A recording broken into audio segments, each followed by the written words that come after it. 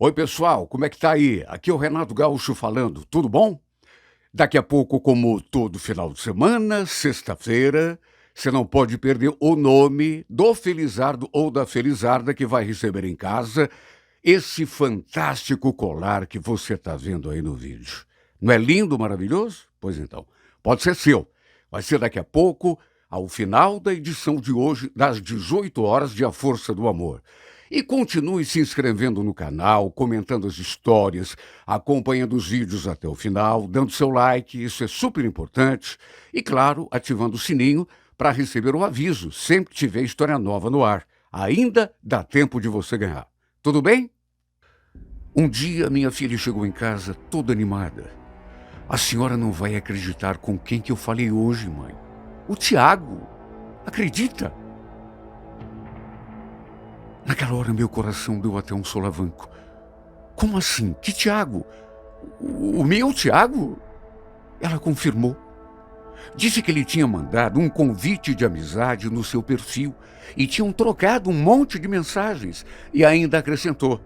Ele contou que está morando aqui em Curitiba, mãe. Que faz tempo que estava tentando encontrar a gente.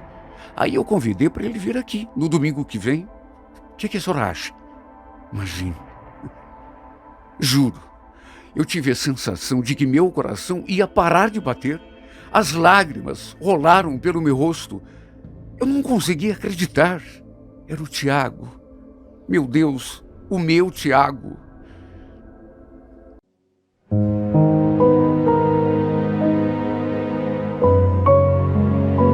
Renato Gaúcho apresenta A Força do Amor.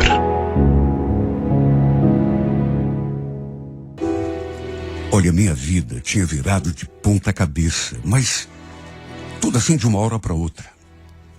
Não fazia nem 10 dias que meu marido tinha morrido. Eu ainda não tinha caído na real. Um dia, minha irmã apareceu lá em casa para conversar comigo. De repente, minha filha e meu enteado surgiram assim do corredor. Ficaram ali um pouco, depois saíram lá para fora. E foi logo depois que eles nos deixaram ali sozinhas que a minha irmã fez aquela pergunta. Cleonice, você já sabe como vai fazer em relação à situação do Tiago? Tiago era filho do primeiro casamento do meu esposo. Ou seja, era meu enteado. A primeira esposa do Wilson tinha morrido quando esse menino era praticamente um bebê.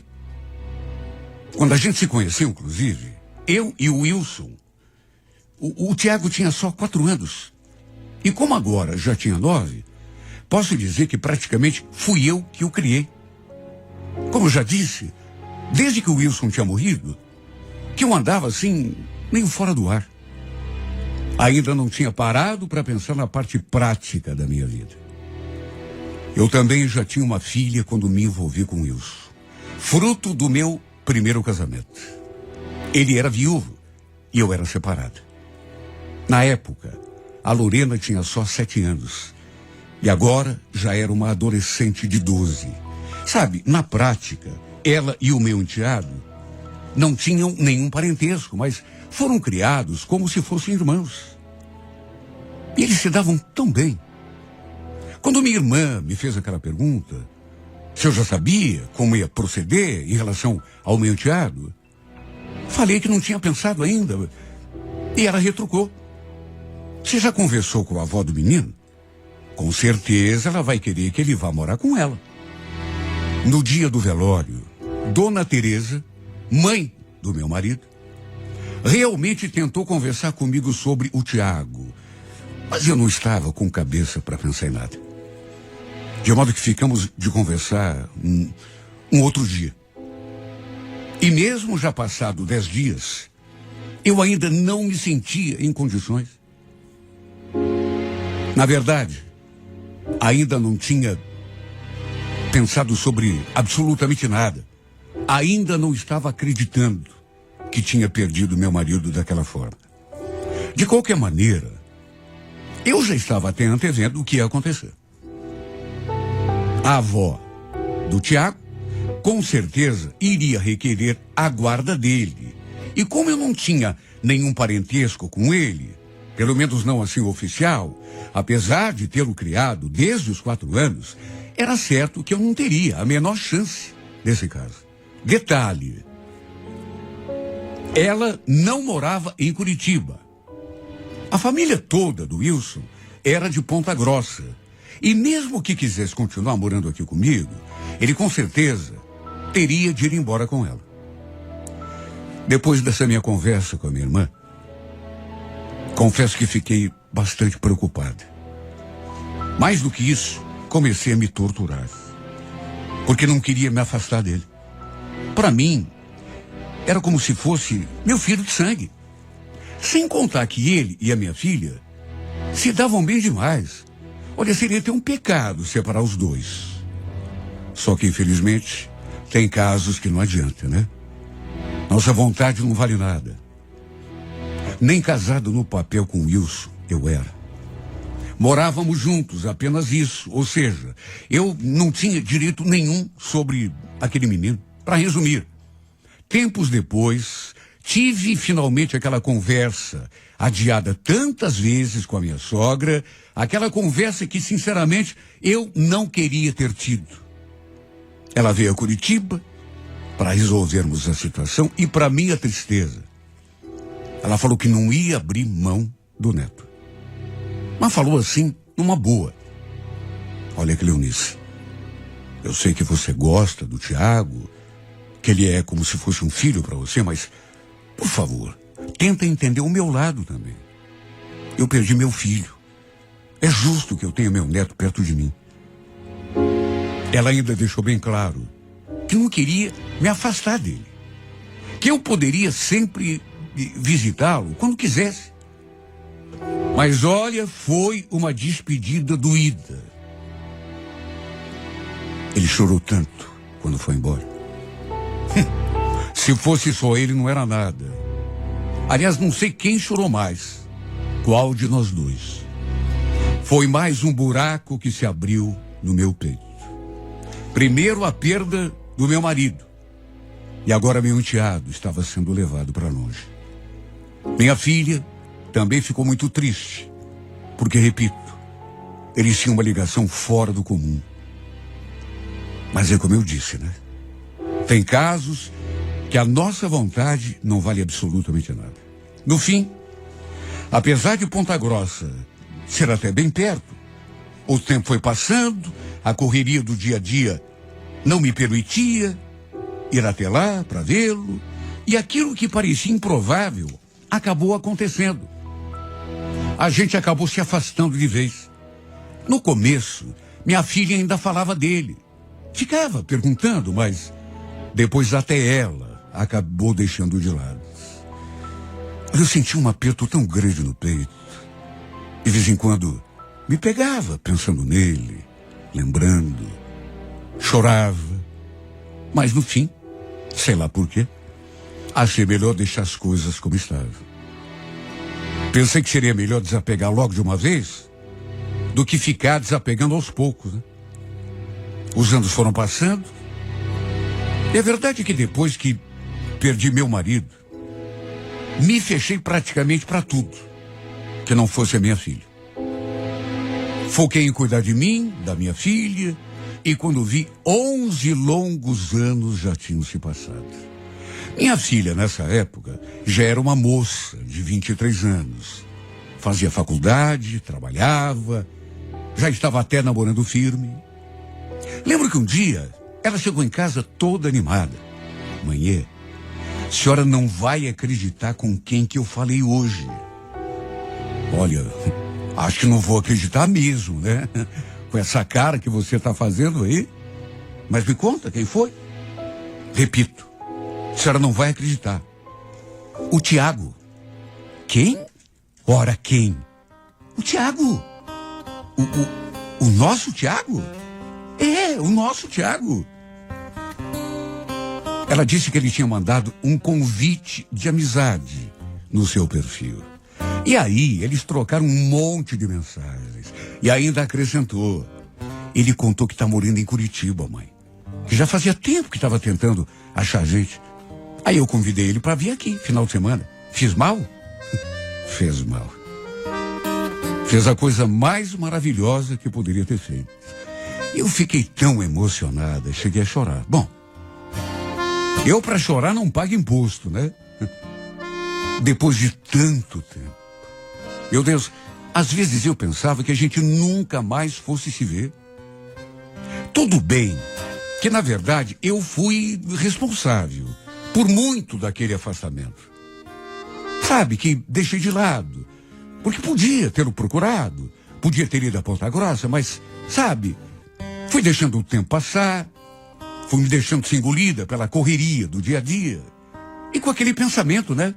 Quanto mais me afastar, melhor, assim eu não sofro tanto. O fato é que nesses 11 anos já passados, meu Deus, tanta coisa tinha acontecido. Já tínhamos nos mudado de casa umas 4 ou 5 vezes. E tanta coisa, repito, tinha tanto, sabe, coisa que a gente não podia nem imaginar. Quem sabe até a dona Teresa tivesse tentado achar gente a pedido do próprio Tiago e não tivesse conseguindo, porque tínhamos mudado não só de casa, né? Mas de telefone também. Olha, eu fiquei muito, mas muito feliz com aquela notícia. Mais do que feliz, emocionado. A Lorena, inclusive, me mostrou um monte de fotografias dele. Ele estava tão bonito. Ele tinha 9 anos quando a gente se viu pela última vez. E agora, já era um homem feito, sabe? Homem mesmo. Ah, que saudade do meu menino. No domingo, ele apareceu em casa. Olha, eu preparei um almoço, sabe, especial, porque o momento era especial. E foi às lágrimas quando abracei o Tiago. Até ele se emocionou, sabe? Até ele, eu senti que ele ficou se segurando para não chorar também. Até perdão eu pedi por não tê-lo procurado, não ter ido vê-lo, por ter me afastado de um certo modo. Foi um dos dias mais bonitos da minha vida. Mas apesar do tempo que ficamos afastados, ele a certa altura, se referindo assim a mim, incrível. Olha, aquilo me tocou o coração de um modo. Ele me chamou de mãe, do jeitinho que chamava quando seu pai era vivo. Repito, aquele gesto me tocou tanto. Me fez sentir ainda mais culpada por não ter ido atrás dele. Não ter feito sequer uma visita lá em Ponta Grossa, onde ele estava, com a avó. Pelo que nos contou, já fazia 8 meses que ele estava morando aqui, em Curitiba. Seu pai, o Wilson, tinha um apartamento no nome dele, no Fazendinha. Na época em que estávamos juntos, como uma família, esse apartamento estava alugado. E segundo o Tiago, era ali, nesse apartamento, que ele estava morando agora. Nossa, a gente tirou tanta foto. Para resumir, nunca mais perdemos o contato depois desse dia. Teve um domingo que até fomos almoçar lá no apartamento dele. E foi nesse dia que eu conheci o Luiz, o porteiro do conjunto onde o Tiago morava. Para falar a verdade, nem prestei muita atenção nele. Mas depois eu fiquei sabendo, ele prestou muita atenção em mim. Aliás, quem me contou foi o próprio Tiago. Olha, mãe, o Luiz perguntou um monte da senhora, sabia? Luiz? Que Luiz? Ué, o porteiro do conjunto. Lembra que eu apresentei para a senhora quando vocês estavam indo embora?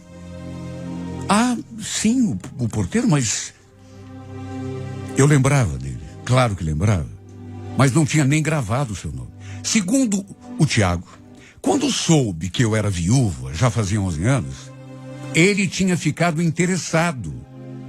Eu, para falar bem a verdade, nem me empolguei. Meu Deus, quantos anos fazia que eu nem pensava nesse tipo de assunto. Desde que meu marido tinha morrido, que nunca mais eu havia me envolvido com ninguém. E olha que não faltaram pretendentes, com toda a modéstia. Sei lá o que houve comigo, mas eu me desinteressei. Parece que tem determinadas áreas da vida que a gente passa assim, não sei. Eu foquei em cuidar da minha vida e, sobretudo, da minha filha. E quando vi, o tempo já tinha passado. De todo modo, pensei que esse episódio ia cair no esquecimento, até que um sábado o Tiago me ligou. A gente conversou um pouco. Ele perguntou se podia vir almoçar em casa com a gente. Eu falei que sim. Nem precisava pedir, né? Mas aí ele completou com aquela frase. Escuta, mãe, será que eu podia levar uma pessoa comigo? Lembra do Luiz? Então, mãe, ele não para de falar na senhora. Aí, como ele vai estar de folga amanhã, eu estava pensando em levar ele comigo. Será que a senhora concorda? Ele perguntou e ficou todo sem jeito, coitadinho. E eu também fiquei assim meio constrangida até, tanto que respondi para ele. Olha, não sei, Tiago. O que esse homem quer comigo, afinal? Mãe, o Luiz é gente boa. Ele é separado, não tem filho. Quem sabe, né? Vocês acabem se aproximando. Mas que bobagem, Tiago. Não tenho mais idade para isso. Agora quem está falando bobagem é a senhora. Você era uma mulher tão bonita, mãe. E tão nova. Olha, eu estou falando dele porque é um cara que eu conheço há muito tempo. Se não fosse gente muito fina, eu não estaria falando. Olha, eu fiquei até sem saber o que fazer. Não disse nem que sim, nem que não. Mas ele, malandro, acabou realmente trazendo o tal do Luiz para almoçar com a gente no dia seguinte. E olha, ao contrário daquele primeiro dia, ele estava tão arrumado, sabe, tão elegante. Aquele dia, quando a gente se conheceu, repito, eu nem tinha reparado nele, mas agora, principalmente depois das coisas que o Tiago tinha contado, fiquei até meio sem graça na presença desse homem. Achei melhor não me arrumar muito, sabe? Me vestir como sempre me vestia. Até porque, sei lá, né? Acho que iria me sentir até meio ridícula se fizesse diferente. E não queria também que ficasse parecendo que eu estava querendo me mostrar. Não é que ele me trouxe até um arranjo de flores? Olha, eu sinceramente não lembrava de quando tinha recebido uma flor pela última vez. Só que pelo modo como ele me olhava, dava para sentir o seu interesse. Falou um monte da minha comida, fez um elogio assim, em cima do outro. Depois, eles até deram um jeito de deixar nós dois ali sozinhos. Para resumir, por mais que o Luiz tivesse demonstrado o seu interesse, eu fiquei na minha. Até porque realmente não me imaginava mais tendo algum tipo de envolvimento com outro homem. Sabe quando você se acostuma a viver sozinha? Eu achava que não levava mais jeito para isso. Só que depois daquele domingo, meu filho acabou passando o meu telefone para ele. E o Luiz começou a mandar mensagens, a me ligar. Um dia até me convidou para jantar fora. O detalhe, a Lorena também começou a encher a minha cabeça. Olha, eu acho que a senhora devia dar uma chance para ele, viu, mãe? Olha, eu sei lá, eu repito, eu acho que me sentia assim, meio ridícula, meio fora de tempo. Não era coisa para mim. O tempo de pensar nesse tipo de assunto, pelo menos na minha cabeça, já tinha passado. Sabe, então, quando ela falava uma coisa desse tipo, eu logo desconversava. Lorena, para com isso, Lorena. Eu, sinceramente, não sei o que acontecia comigo. Porque apesar de parecer ser um cara bacana e de demonstrar estar querendo algo sério comigo, não sei, eu não conseguia me soltar. Quando ele me ligava, por exemplo, eu não sabia nem o que dizer. Principalmente quando ele me fazia certas perguntas e falava certos elogios. Até que um domingo, era mais ou menos umas 11 horas da manhã, eu lembro que eu estava começando a mexer com as panelas, quando alguém bateu na porta. Fui lá ver quem era, naturalmente distraída, quando me deparei com ninguém menos do que o Luiz, ali diante de mim. Olha, eu levei um susto, principalmente quando ele falou: hoje você não me escapa, Cleonice. Vim buscar você para almoçar comigo. Almoçar com você? Mas como assim? Eu já estava começando a lidar com o almoço? Deixa isso pra lá. Vai se arrumar, vai. Eu vou te levar num lugar bem bacana. A Lorena, minha filha, que estava ali e ouviu tudo, ficou botando pilha, sabe? Me incentivando. Até que no fim, mesmo achando que não devia, acabei tomando banho, me arrumando, para resumir. Ele realmente me levou num restaurante tão bonito. Ele já tinha falado um monte de coisa bonita para mim. Por telefone, até mesmo pessoalmente, por mensagem. Mas juro que não esperava que ele fosse me dizer aquelas coisas todas.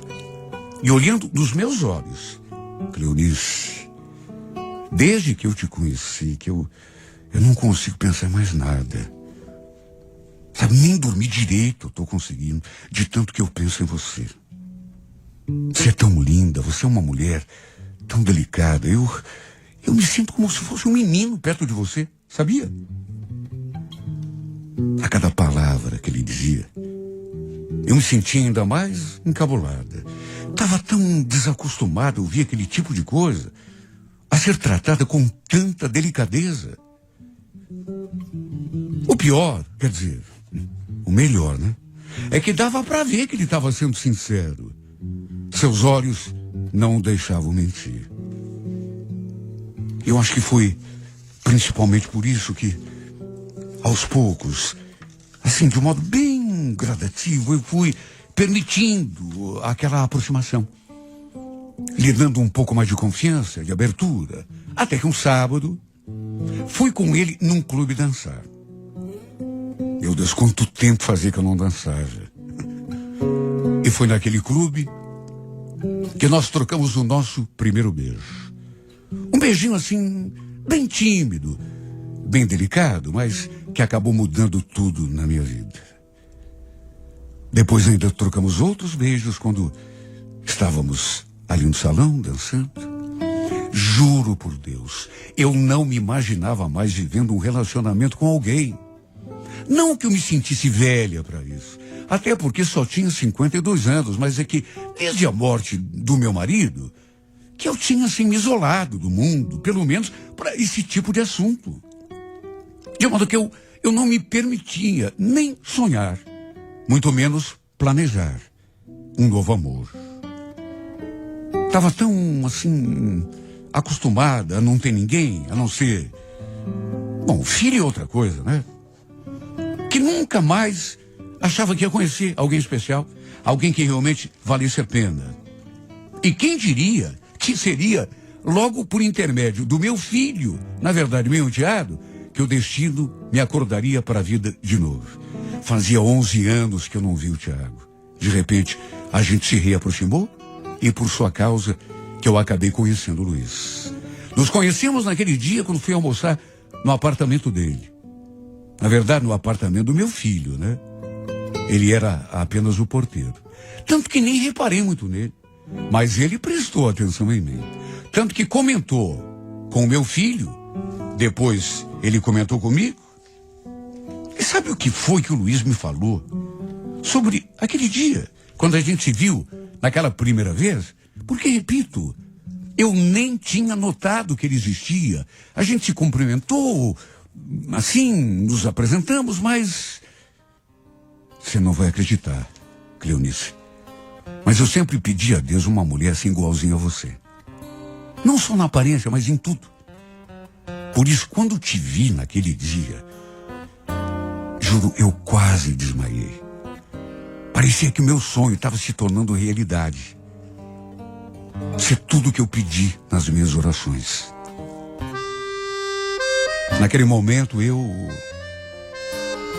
fiquei toda mole, sabe? Meu corpo todo parece que se anestesiou. Demorei um pouco para me abrir para esse novo sentimento. Mas aos poucos fui conhecendo a pessoa doce que ele era. E no fim, ele acabou me conquistando. Foi muito paciente, é verdade. Porque outro, no seu lugar, talvez tivesse até desistido. Por conta de tantas negativas. Mas que bom que ele não desistiu. Que continuou ali persistindo. Até que aconteceu. Pensei que ia ficar sozinho até meu último dia. Mas acabei recebendo esse presente da vida. Meu companheiro, meu namorado, meu esposo, meu amante, meu amigo, meu tudo. O que mais eu poderia pedir a Deus nessa altura da minha vida? Ganhei de presente, de uma só tacada, meu enteado, que na verdade para mim é meu filho, que estava longe e voltou para mim. Mais esse homem que soube me conquistar com seu jeito carinhoso. E eu pensando que a vida tinha me tirado tudo quando perdi meu marido. Depois me afastei do meu enteado, quando na verdade só estava esperando o momento certo para me dar o maior dos presentes. A maior dádiva de toda a minha vida. Meu filho de volta para mim. E o homem apaixonado que eu considero meu marido, meu companheiro. E eu sei que dessa vez vou ser feliz até meu último suspiro nessa vida. E na próxima sexta-feira, 11 da manhã, não perca. Sabe, tinha uma cruz ali. Parecia um túmulo. O terreno estava remexido, como se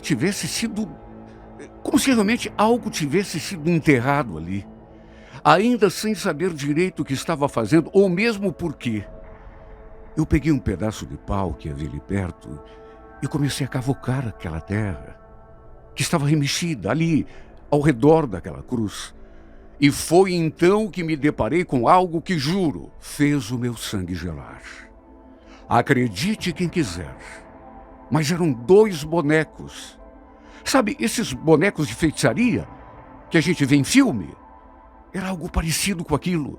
Eram 2 bonequinhos, um com o cabelinho assim, mais comprido, como se fosse uma menina, e o outro com o cabelo mais curto, como que representando um homem, ou um menino, sei lá. E havia uma corrente de elos pequenos assim, em volta daqueles bonecos, os mantendo unidos assim, um de frente para o outro. E no meio daqueles bonequinhos havia também um pedaço de papel. O papel estava dobrado assim, em várias partes. E no meio daqueles bonecos havia também um pedaço de papel. O papel estava dobrado assim, em várias partes. Eu então peguei aquele papel, o desdobrei e vi que tinha uma coisa escrita. E quando vi o que estava escrito, meu Deus, eu quase tive um troço. Eu quase tive um ataque.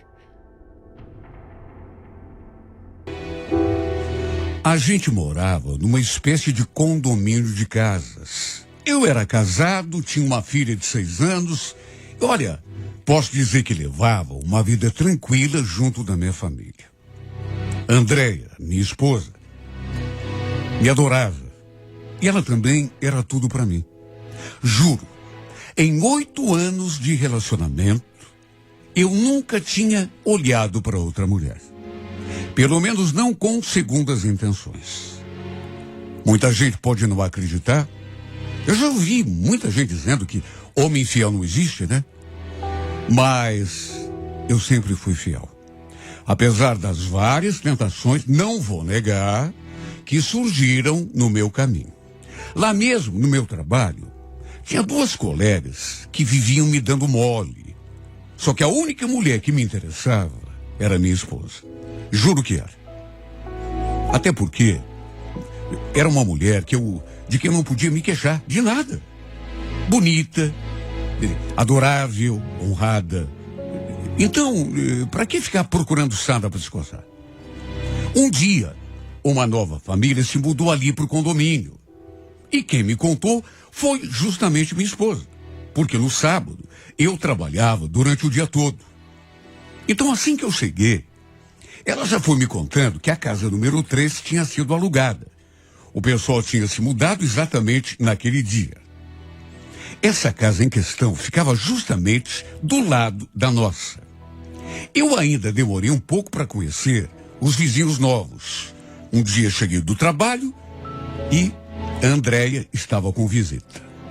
Lembro dela nos apresentando. Oi, amor. Deixa eu te apresentar a Silmara. É a nossa nova vizinha. Então, Silmara, esse é o Edson, meu marido. Era uma mulher dos seus, 47, 48 anos. Apertamos, assim, as mãos. E aí, Andréia perguntou se eu queria café. E eu aceitei. Peguei uma xícara e fiquei por ali acompanhando a conversa das duas. Até que, pelas tantas, minha mulher falou: então, Edson, a Silmara estava precisando de um favor. Será que tinha como você instalar o chuveiro novo para ela? O dela queimou na quarta-feira e a coitada está desde esse dia tomando banho de água fria. Naturalmente que eu não ia me negar a fazer um favor para uma vizinha nova, né? Resumindo, troquei de roupa e fui com ela até a sua casa. Até porque, sabe, coisa muito chata é ficar sem chuveiro quente, né? Principalmente no inverno. Fui lá, fiz o serviço. Olha, ela quis até me pagar pelo trabalho, mas eu naturalmente falei que não precisava, né? Vizinho é para esse tipo de coisa mesmo. E ficou nisso. Quer dizer, era para ter ficado. Porque ela e a minha mulher acabaram fazendo amizade, e a verdade é que a Silmara não saía ali de casa. E volta e meia, a Andréia também dava um pulo na casa dela. Sabe, eu não achava isso ruim, pelo contrário. Era bom mesmo. Minha esposa fazia amizade nova e a Silmara aparentava ser uma boa pessoa. Ela era separada e morava ali com as duas filhas. Uma tinha 15 anos e a outra devia ter uns 20, 22, sei lá. Teve um domingo que a Silmara bateu ali na nossa porta, só que minha mulher não estava. Tinha ido almoçar com a nossa filha na casa da mãe dela, que aliás morava ali perto. Eu não tinha querido ir porque estava meio cansado. Fui receber a Silmara à porta e ela estava assim, com um pratinho de bolo na mão. Falei que minha mulher não estava. No que ela respondeu: puxa, que pena. Vim trazer um bolinho de milho que eu fiz hoje cedo. Você entrega para ela? Claro, claro. Agradeci. Até perguntei se ela não queria entrar um pouco. Mas perguntei assim, por educação. Jamais imaginei que ela fosse aceitar. Só que ela acabou aceitando. Resultado: tive de ir para a cozinha, passar um café, porque ela fez questão que eu provasse do bolo. Ficou ali de conversa comigo durante quase 1 hora. E fez tantas perguntas, sabe? Quis saber tanta coisa sobre mim, sobre o meu casamento com a Andréia.